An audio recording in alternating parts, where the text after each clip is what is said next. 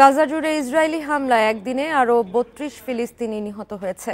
এদিকে গাজায় ইসরায়েলি ত্রাণ অবরোধকে যুদ্ধাপরাধ অভিহিত করেছেন মার্কিন সিনেটর বার্নি স্যান্ডার্স।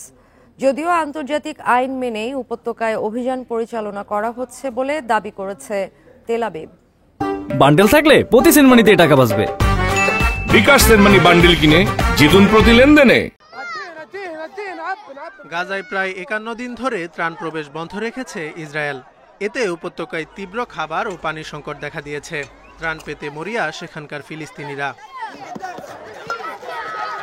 ত্রাণের উপর ইসরায়েলি অবরোধকে যুদ্ধাপরাধ অভিহিত করেছেন মার্কিন সিনেটর বার্নি স্যান্ডার্স।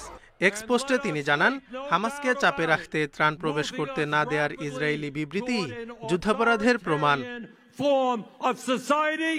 জবাবে ইসরায়েলি প্রতিরক্ষামন্ত্রী ইসরায়েল কাৎজ বলেন, আন্তর্জাতিক আইন মেনেই গাজায় অভিযান পরিচালনা করছে আইডিএফ।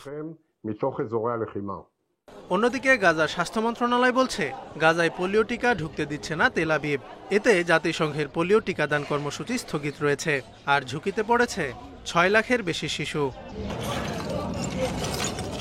মঙ্গলবার খান ইউনিস, দের আল বালা সহ গাজার বিভিন্ন স্থানে হামলা চালিয়েছে ইসরায়েল। এসব হামলায় বেসামরিক ফিলিস্তিনি হতাহত হয়েছে।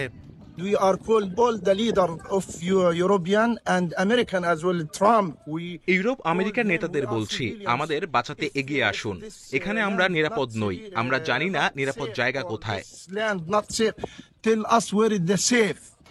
যুদ্ধবিধ্বস্ত গাজায় ১.৫ বছরে ১১,০০০-এর বেশি মানুষ নিখোঁজ রয়েছে বলে জানিয়েছে জাতিসংঘ। অনেকেই ধ্বংসস্তূপের নিচে আটকা পড়েছে বলে ধারণা সংস্থাটির।